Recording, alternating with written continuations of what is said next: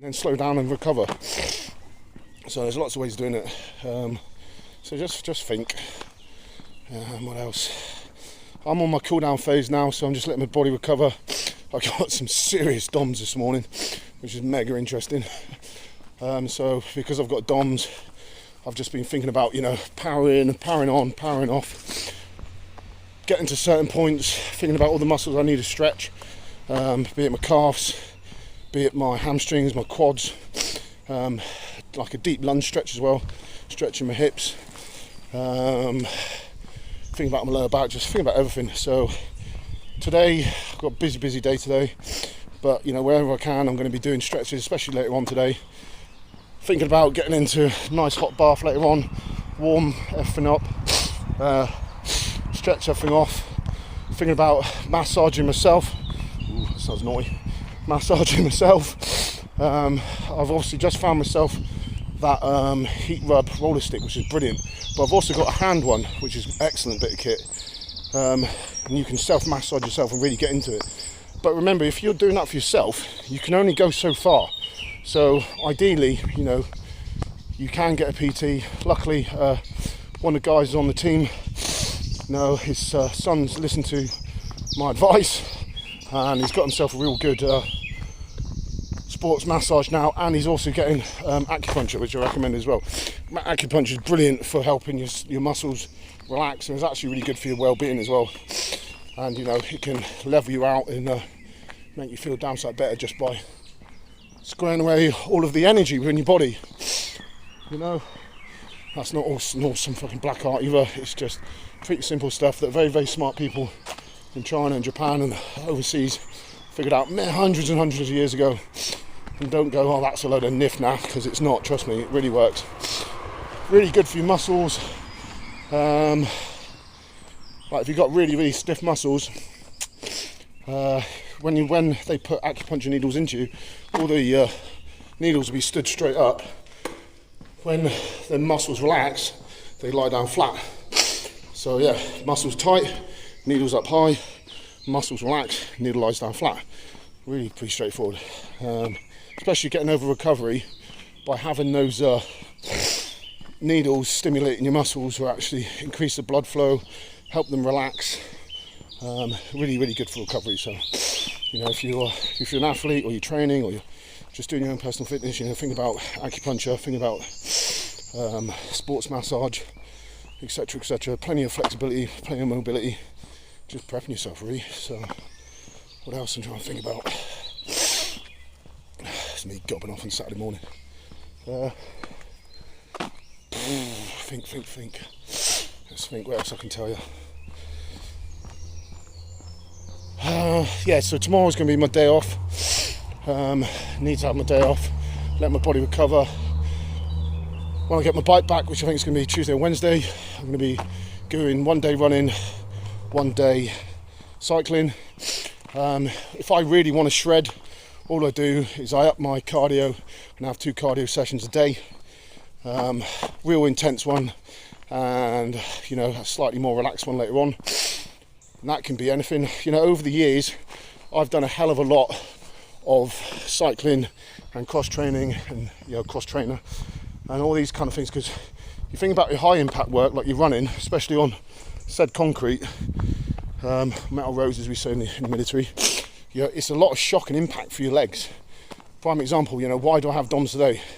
My legs weren't used to running and pounding and having all that shock waves going up through your legs, because it's shock waves. Your legs hit the floor, your muscles and your bones all designed to work together, and your bones, your femur is a big leg bone, femur, right, that bends slightly. And when it bends, obviously it gives you that extra bound and everything works forward. You're like, that bone doesn't bend. Trust me, the bone bends. I was an SF medic, I know about this shit.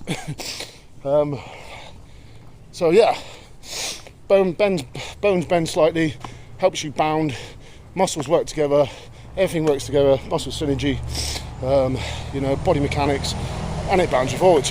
But hitting the concrete is lots of shock waves going through your body.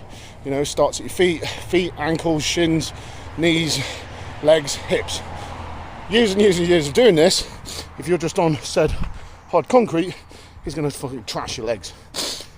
So I will do high impact work on the roads, and then I do my running training, and then I will also think about doing stuff on the cross trainer. Definitely getting in the pool. Pool's brilliant, you know, gold standard, takes all the strain off, and yeah, just excellent fitness. And then also using my bike. You know, the guy yesterday, he goes, "Oh, what do you do?" And I was like, "Well, I do everything, mate. I do everything because I'm well-rounded." That's not for everyone, and there's a lot of people who say that's wrong, but that's not. I've not found that's wrong. Dusty's not found that wrong. A lot of key PTs I know don't think that's wrong. So, but everyone's different. Some people don't want to do what I do. Some just want to be, you know, a 5 stone raptor runner. I'm like, well, you crack on, sunshine. That's up to you. I want to do what I want to do. And I've found over the years, by doing my cross training, my cycling, my swimming on top of my running, it's actually saved my knees. You know, Christ, I'm 17 stone, hitting 41, and I can still do what I do. I know a lot of guys who might be younger than me, who knees are trashed, lower back's trashed, etc., etc. And maybe that's because their body's just degraded. Maybe it's just because, unfortunately, their recovery and the way they did their fitness wasn't best for their body. Everybody's different, isn't it? So who knows?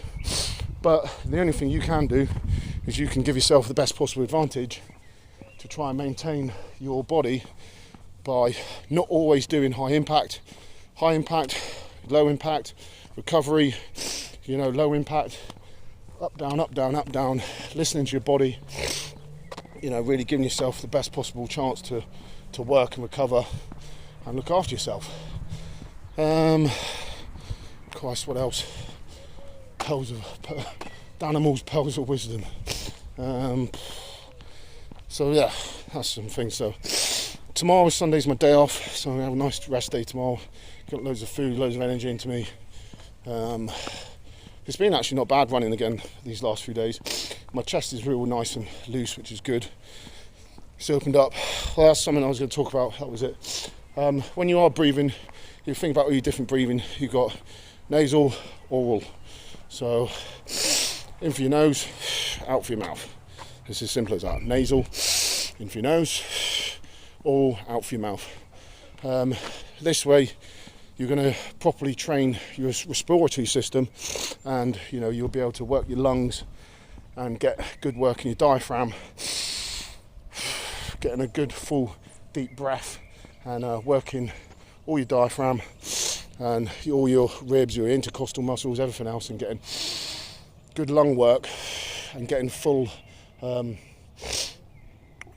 deep breath and getting everything working properly, and you're maximising the use of that oxygen going into you, and your lungs are working, so then all the O2 is going to be getting dispersed properly through your alveoli and then going through your lungs and then going into your system and then going into the blood system and then hitting the red blood cells and then going through around the body. It's like blah blah blah blah, overload. But yeah, so the more you can get your lungs to work and your heart working together, so heart and lungs together, the more you're going to give yourself the better working synergy, so it all works properly together and you're maximising your heart and lungs and getting everything from it. So yeah, so you know, think about that. Think about when you're out running, think about where your feet are going to go, so your feet placement, and then think about how you're breathing. So you're running along,